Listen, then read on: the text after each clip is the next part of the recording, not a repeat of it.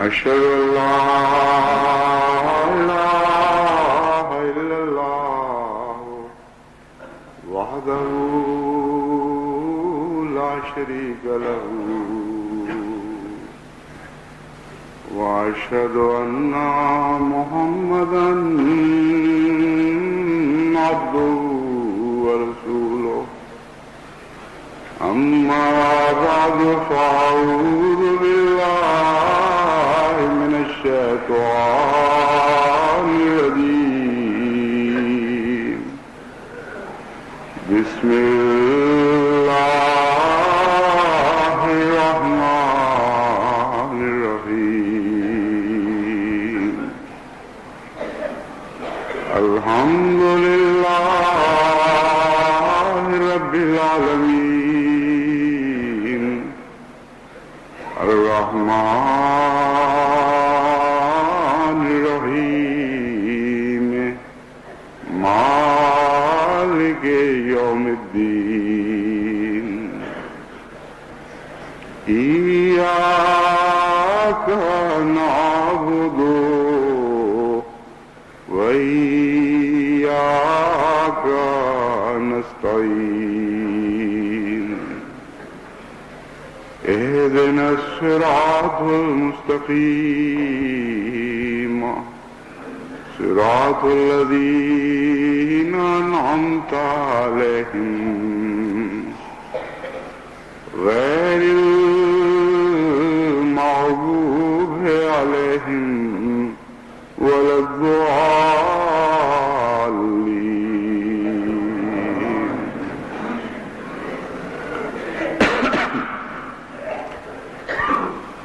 اللہ تعالیٰ کا یہ بہت بڑا احسان ہے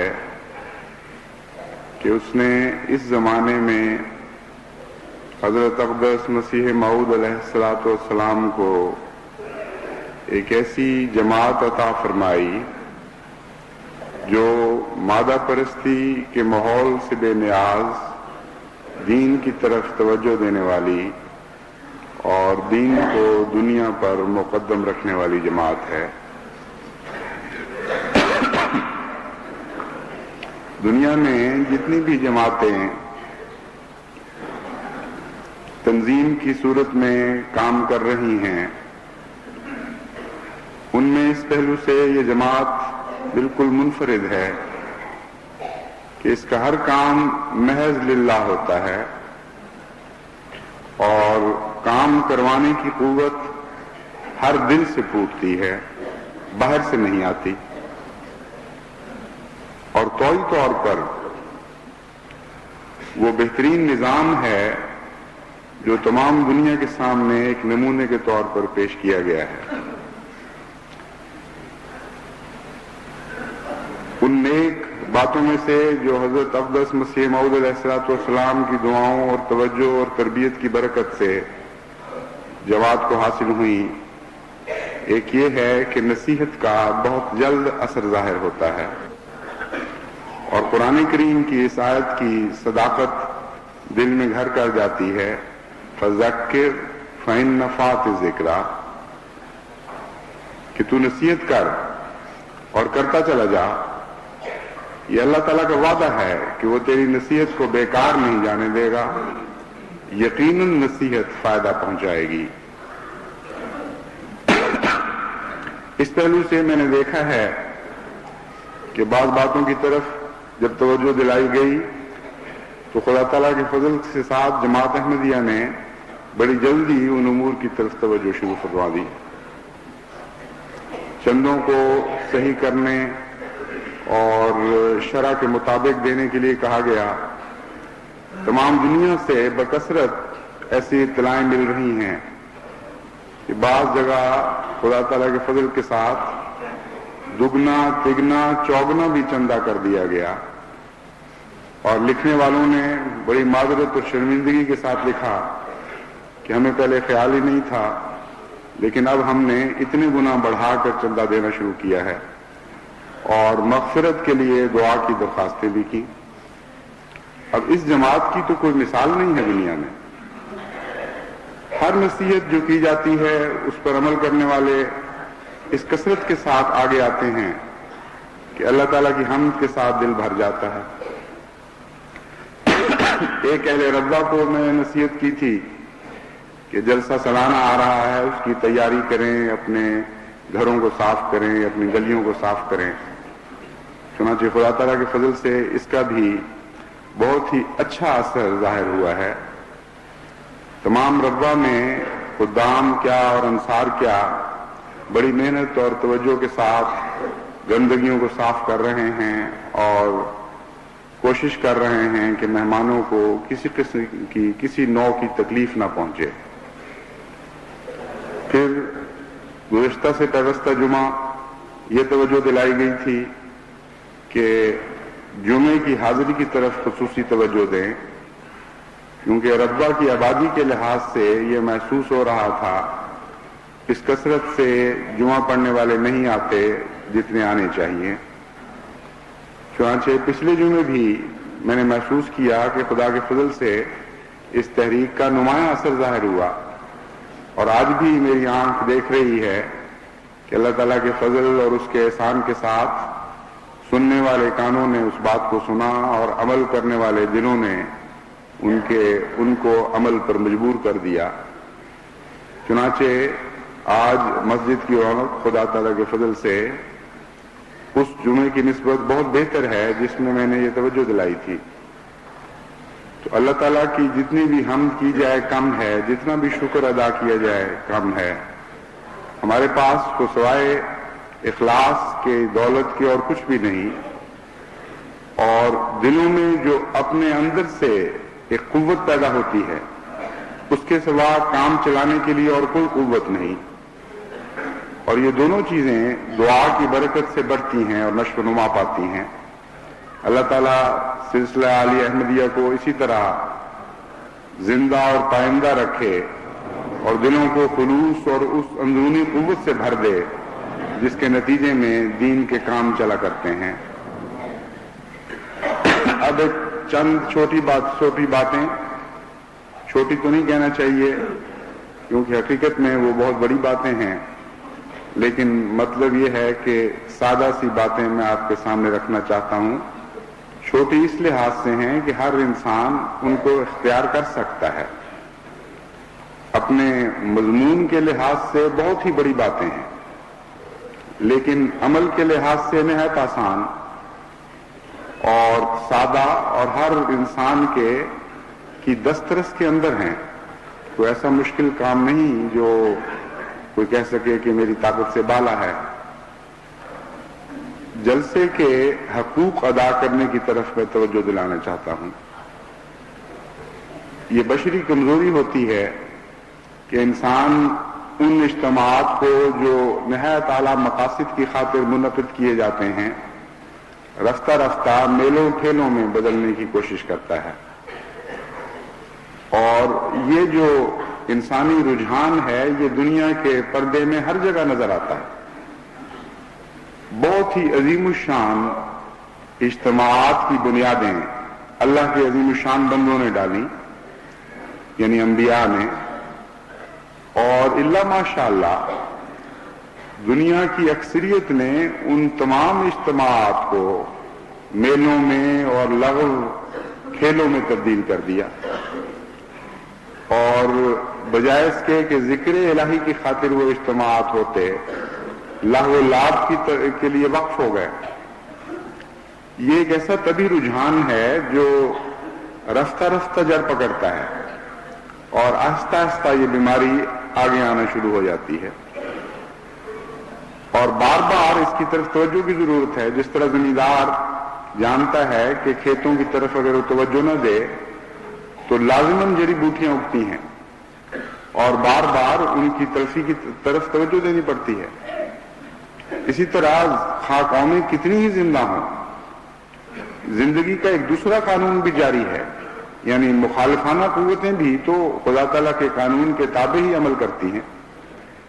اس لیے زندہ قوموں کا کام ہے حکمت کے ساتھ جائزہ لیتی رہیں، اور جہاں جہاں اس قسم کی جڑی بوٹیاں جن کا ہمارے اندر نفوذ جڑ پکڑنے کا کوئی حق نہیں، وہ جڑ پکڑنے کی کوشش کریں، ان کی تلفی کی جائے۔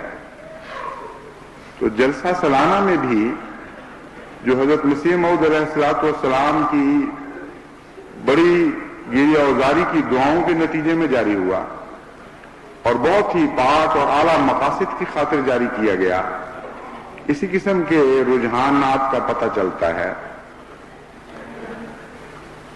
کئی قسم کی خرابیاں جو آہستہ آہستہ ظاہر ہو رہی ہیں، ان میں کچھ مثلا یہ ہیں کہ بازار ہمارے تقویٰ کی نشاندہی نہیں کرتے، بلکہ عام دنیا کے بازاروں کی طرح وہاں نوجوانوں کا اجتماع، گپیں، مذاق کی باتیں، اور گویا ایک سیرگاہ میں وہ اکٹھے ہوئے ہیں اور چند دن گپ شپ کے لیے آئے ہیں۔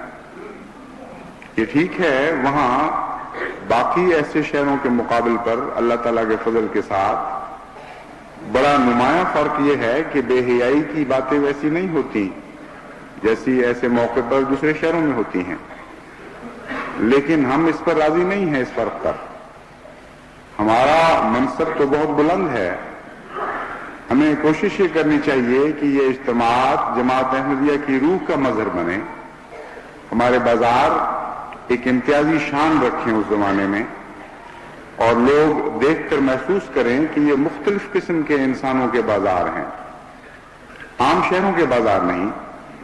یہ اجتماع کچھ عجیب سی مخلوق کا اجتماع ہے جو دنیا میں رہتے ہوئے بھی دنیا سے الگ سی مخلوق ہے۔ یہ احساس جب تک ہر دیکھنے والے کے دل میں پیدا نہیں ہوتا، ہم اپنے مقصد میں کامیاب نہیں ہیں۔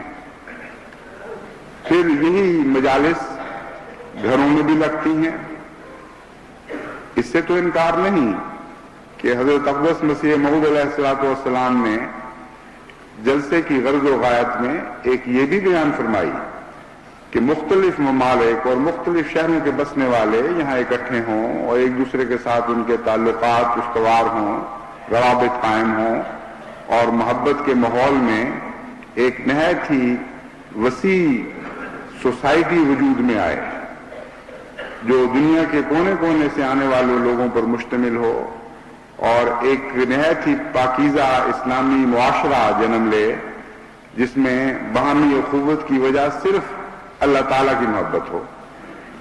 چنانچہ یہ سوشل فوائد جلسے کے ساتھ لگے ہوئے ہیں اور اس کے بہت ہی نیک اثرات بھی ہم دیکھتے ہیں۔ اس لیے تعلقات کا قیام، ایک دوسرے سے ملنا، محبت کے ساتھ ایک دوسرے کا خیال رکھنا، مہمان نوازیاں کرنا، یہ تو قابل اعتراض بات نہیں۔ لیکن جب گھروں کی مجالس لغویات کی طرف مائل ہو جائیں، جب وہاں حضرت اقدس مسیح موعود علیہ الصلوۃ والسلام کی نظموں کی بجائے لغو گانوں کی آوازیں بلند ہونی شروع ہو جائیں، عام حالات میں بھی اچھا نہیں لگتا، لیکن جلسے کے دنوں میں تو یہ آوازیں بہت ہی تکلیف دیتی ہیں کانوں کو۔ ٹیلی ویژن کے پروگراموں کے گرد سارے گھر اکٹھے ہوئے ہوں، بجائے اس کے کہ یہ باتیں ہوں کہ آج کا جلسہ کیسا رہا اور آئندہ کے لیے اسکیمیں بنائی جائیں کہ ان نیک تقریروں کے اثر سے یا ان تقریروں کے نیک اثر سے ہم اپنے اندر کیا تبدیلی پیدا کریں گے۔ مجلسوں کو لغو مجلسوں میں تبدیل کر دیا جاتا ہے، ہر جگہ تو یہ نہیں، لیکن میں نے میری آنکھ نے دیکھا، میرے کانوں نے سنا کہ واقعتاً یہ رجحان اس طرف پیدا ہو رہا ہے اور بڑھ رہا ہے، تو اس کی بیخ کرنے کی بھی ضرورت ہے۔ پھر جو سب سے بڑی خطرناک بات ظاہر ہوتی ہے وہ یہ ہے کہ یہ مجالس عبادت کے رستے میں حائل ہونے لگ جاتی ہیں، یعنی نمازوں کے اوقات ہیں اور اذانیں دی جا رہی ہیں، لیکن گھروں کی مجلسیں اسی طرح قائم، اور بڑے بھی چھوٹے بھی بے تکلفی کے ساتھ بیٹھے آپس میں گپ شپ میں مصروف، اور کسی کو خیال نہیں آتا کہ خدا تعالیٰ کی عبادت کے لیے بلایا جا چکا ہے، ہمیں مسجدوں میں جانا چاہیے۔ کسی کو سے مراد صرف ان بعض گھروں کی بات ہے جہاں یہ ہوتا ہے، یعنی ان گھروں میں کسی کو خیال نہیں آتا، ورنہ تو اللہ تعالیٰ کے فضل سے بڑا ہی پیارا نظارہ ہوتا ہے۔ بعض مسجدیں تو چھلک جاتی ہیں باہر اور وہاں نمازیوں کو اندر جگہ نہیں ملتی، لیکن اس کے باوجود مسجدوں کو جتنا بھر کر باہر چھلکنا چاہیے اتنا نہیں چھلکتی، کیونکہ ربوہ کی مساجد تو ربوہ کی عام ضرورت کو پورا کرنے کے لیے بنائی گئی ہیں.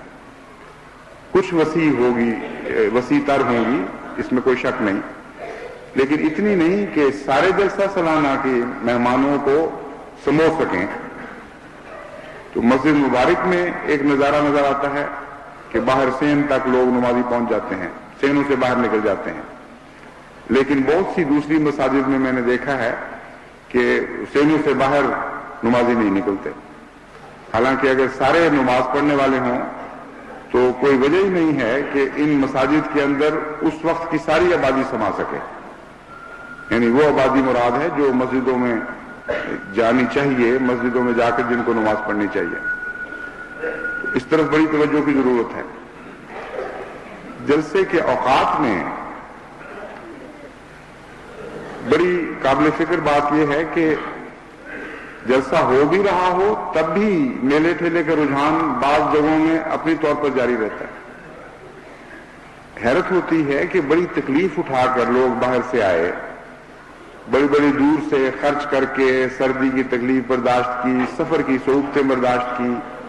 سب ہم بھی جانتے ہیں کہ اب وہ سہولتیں مہیا نہیں ہوتی جس طرح پہلے ہوا کرتی تھی. یعنی ریلوے کی اپنی مشکلات ہوں گی، دوسرے جو ذرائع مواصلات ہیں ان کی بھی مشکلات ہوں گی، لیکن جو ہمیں یاد ہے جس طرح کا ایک مثالی تعاون پہلے ملا کرتا تھا، اب ویسا تعاون نہیں ملتا.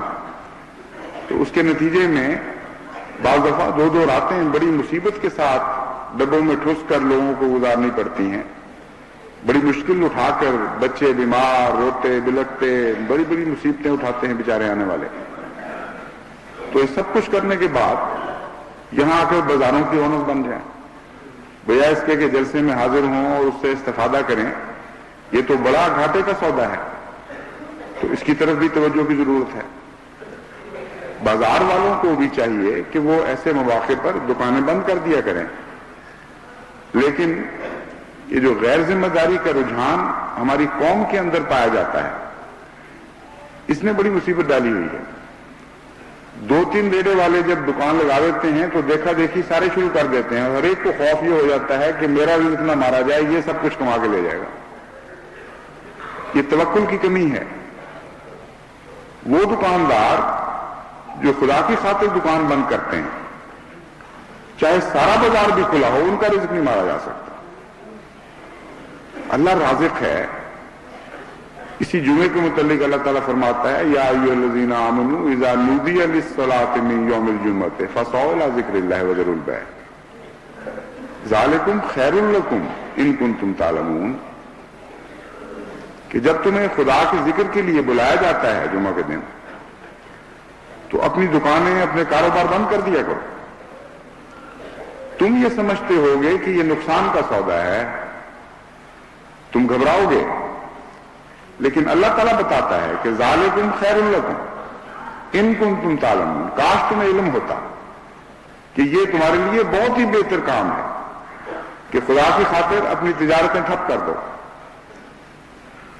پھر آخر پہ خدا تعالیٰ فرماتا ہے واللہ خیر الرازقین، کہ رازق تو اللہ ہے اور سب سے بہتر رزق دینے والا خدا ہے. تو جب یہ تسلیم ہے کہ رازق اللہ ہی ہے اور یہ بھی مسلمہ بات ہے کہ خدا کی خاطر ہم اپنی دکانیں بند کر رہے ہیں، تو پھر یہ بدظنی اپنے رب کے اوپر کہ وہ رزق مار دے گا ہمارا، اور ہمارا رزق جو ہمارے مقدر کا تھا وہ کچھ اور عدم تعاون کرنے والے لے جائیں گے، اس سے بڑی بے وقوفی اور کیا ہو سکتی ہے. توکل ایک بڑی بنیادی صفت ہے. جو لوگ توکل اختیار کرتے ہیں اللہ تعالیٰ ان کو کبھی ضائع نہیں کرتا. آزمائشیں تو آتی ہیں اور توکل کا حصہ ہیں. توکل کے فلسفے کے اندر آزمائشیں داخل ہیں.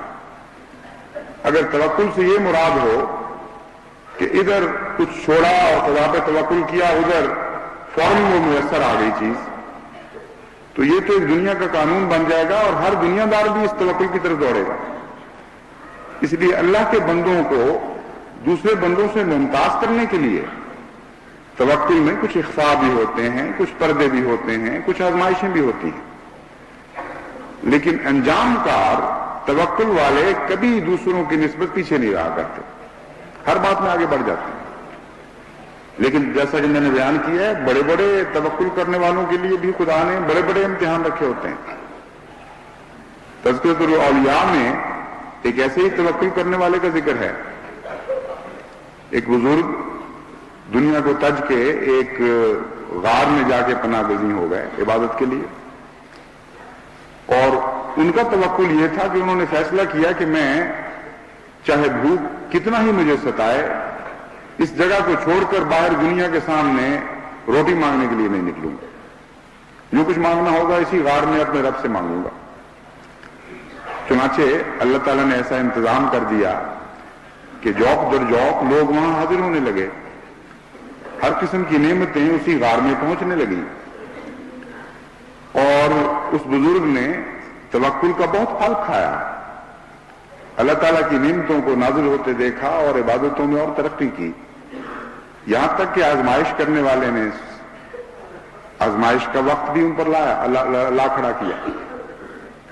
خدا تعالیٰ نے فیصلہ فرمایا کہ اس بزرگ کی اس جو دنیا کی نظر میں ایک بہت بڑا مقام رکھ چکا ہے، اب کچھ آزمائش بھی ہونی چاہیے۔ چنانچہ ایک ایسا وقت آیا کہ ہر روٹی لانے والے، ہر تحفہ لانے والے نے یہ خیال کیا کہ اتنے لوگ تو وہاں جاتے ہی ہیں، آج میں نہ گیا تو کیا فرق پڑتا ہے۔ چنانچہ اس دن خدا تعالیٰ کے فرشتوں نے ہر دن کو وہاں کچھ پہنچانے سے روک دیا۔ دوپہر کو بھی کوئی نہیں آیا، رات کو بھی کوئی نہیں آیا، دوسرے دن بھی نہیں آیا، دوسرے دن شام کو بھی پھر کوئی نہیں آیا، 3 دن کا فاقہ پڑا ان کو۔ آخر بے قرار ہو گئے اور اس غار کو چھوڑ کر ایک دوست کے پاس پہنچے۔ اس نے جب دیکھا کہ یہ حال ہے، بڑی معذرت کی اور جو کچھ گھر میں حاضر تھا، روٹیاں جو پکی ہوئی تھیں وہ پیش کر دی، سالن پیش کر دیا، لے کر باہر اپنے مسکن کی طرف جانے لگے تو اس گھر والے کا کتا پیچھے پڑ گیا، یعنی کاٹنے کے لیے نہیں بلکہ روٹی کی خوشبو کی وجہ سے بھوک اس کی حرکت میں آ گئی اور بڑا ہیجان پیدا ہو گیا اس کے اندر، زبان نکال کے کبھی چاٹتا تھا کبھی بھونکتا تھا۔ چنانچہ انہوں نے آدھی روٹیاں اس کو دے دی۔ روٹیاں کھا کے وہ ابھی تھوڑی دوری چلے تھے کہ کتا روٹیاں کھا کے پھر ان کے پیچھے پھر بھونکنے لگ گیا۔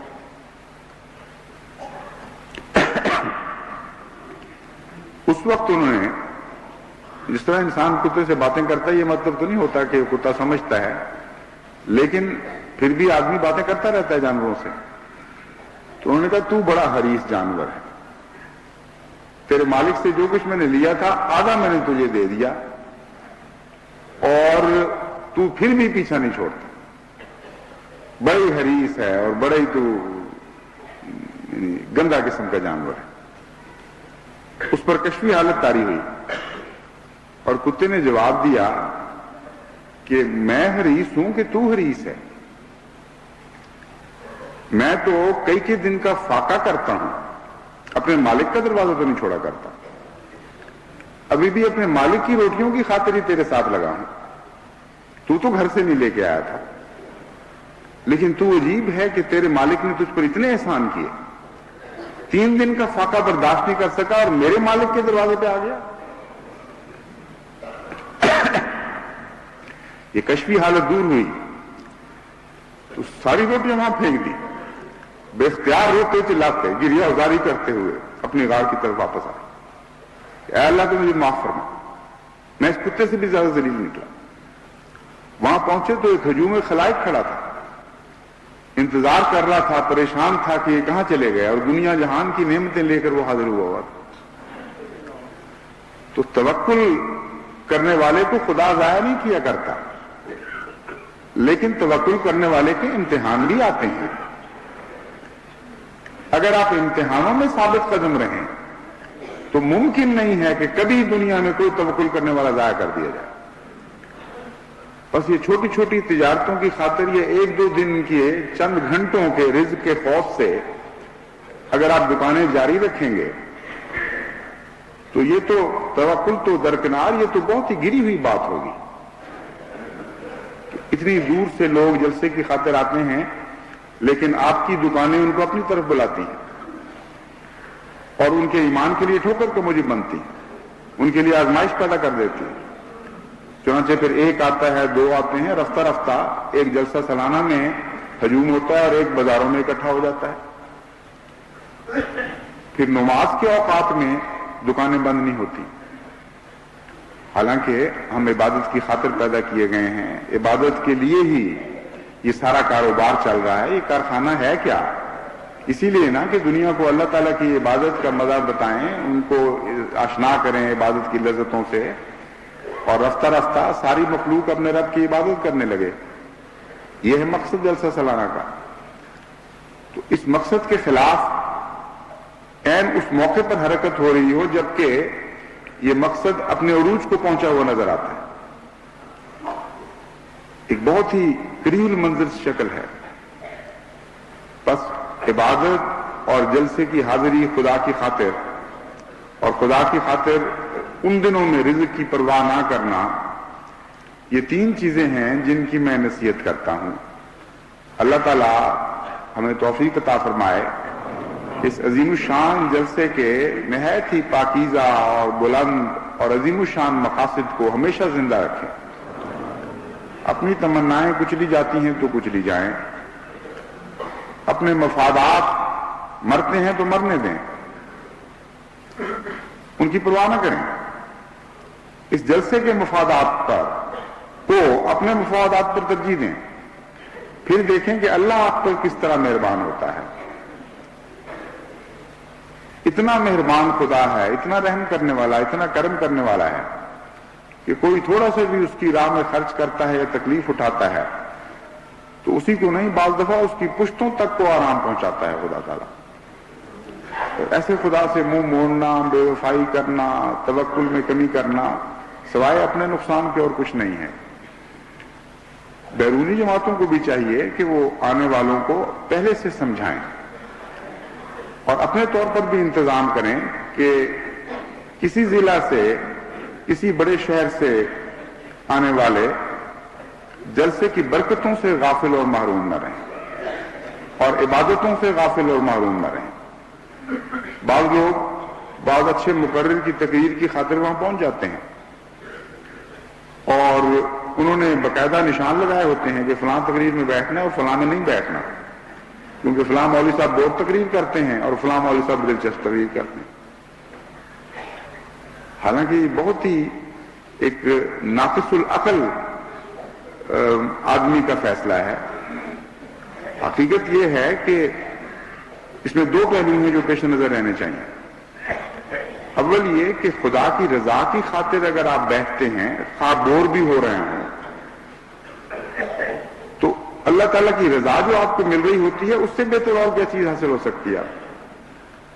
آپ نے دیکھا نہیں، جب تک غیر ملکیوں کے لیے ترجموں کا انتظام نہیں تھا، صبح سے شام تک سارے غیر ملکی خاموشی سے بیٹھے ہوتے تھے، ایک آواز نہیں آتی تھی ان کی طرف سے۔ یعنی 6-6 گھنٹے مسلسل روزانہ محض اللہ کی خاطر بیٹھنا، ایک لفظ بھی ان کو سمجھ نہیں آ رہا۔ ان کو دیکھ کر ان سے نمونہ پکڑا ہوتا۔ یہ خیال کر لینا کہ وہ آئے اور سب کچھ ان کا وقت ضائع گیا، پیسے ضائع گئے، ہزار روپیہ کر کے ہزاروں میل سے وہ آئے ہیں، یہ خیال بھی کوئی خوشی کا خیال ہے۔ آنے والے جانتے ہیں کہ ان کے دل برکتوں سے بھر رہے ہوتے ہیں، جب وہ جاتے ہیں تو ان کی کیفیت پلٹ چکی ہوتی ہے، اس وقت بھی جب کہ ایک لفظ سمجھ نہیں آ رہا ہوتا۔ تو یہ وقت ویسے اپنی ذات میں برکتوں کا وقت ہے۔ جب خدا کی خاطر آپ خاموشی سے کسی جگہ بیٹھتے ہیں تو ویسے ہی یہ سودا ہی بڑا مفید اور کارآمد سودا ہے۔ لیکن اس کے علاوہ یہ بھی ایک نفس کا تکبر ہے کہ فلاں تقریر کچھ نہیں اور بیکار ہے ہمارے لیے۔ بعض لوگ سمجھتے ہیں کہ ہم کافی عالم ہیں، ہمیں ضرورت نہیں ہے فلاں تقریر کی۔ حالانکہ لوگ بڑی محنت سے تقریریں تیار کرتے ہیں اور ہر تقریر میں کوئی نہ کوئی ایسا نقطہ ضرور ملتا ہے کہ جو بڑے سے بڑے عالم کے ذہن میں بھی نہیں آیا ہوتا۔ بڑی محنت کی جاتی ہے اور بہت ہی فائدہ پہنچ سکتا ہے۔ مجھے یقین ہے کہ اگر جلسے پہ آنے والے پورے جلسے کی تقاریر میں سے ایک دفعہ گزر جائیں تو بالکل ان کی کار پلٹ ہو جائے گی۔ ان کے علم میں برکت ہوگی، ان کے اخلاص میں برکت ہوگی، وہ ایک تبدیل ہوئی شخصیت لے کے واپس لوٹیں گے۔ اور اگر صرف اپنی لذت کی خاطر آپ نے بیٹھنا ہے تو اس میں تو پھر ایک خود غرضی کا پہلو ہے، اس میں رضائے باری تعالیٰ کا پہلو کہاں چلا گیا؟ جو تقریر پسند ہے وہاں بیٹھ گئے، جو نہیں پسند اس میں نہ بیٹھے۔ جیسے کہ اپنی ایک حرمت ہے، اس حرمت کا خیال کریں گے تو پھر آپ کا سارا وقت رضا باری تعالیٰ کا وقت شمار کیا جائے گا۔ تو اللہ تعالیٰ ہمیں توفیق عطا فرمائے۔ جیسا کہ میں نے بیان کیا تھا، ہیں یہ چھوٹی چھوٹی باتیں ہر شخص کے بس میں ہیں، لیکن مشکل بھی ہو سکتی ہیں اگر دعا کی توفیق نہ ملے، اگر خلوص نہ ہو، اگر انسان ایک ارادہ پختہ کر کے ان باتوں پر عمل کرنے کی کوشش نہ کرے تو آسان چیزیں بھی مشکل ہو جایا کرتی ہیں۔ اور جہاں تک مضمون کا تعلق ہے اپنی ذات میں، یہ بہت ہی اہم ہے اور بڑے اعلیٰ مقاصد کو پورا کرنے والی باتیں ہیں۔ اللہ تعالیٰ ہمیں ان کی توفیق عطا فرمائے۔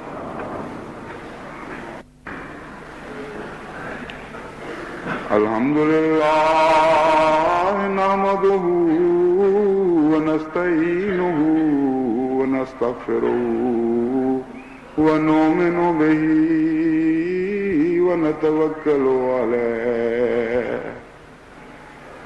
ونعوذ باللہ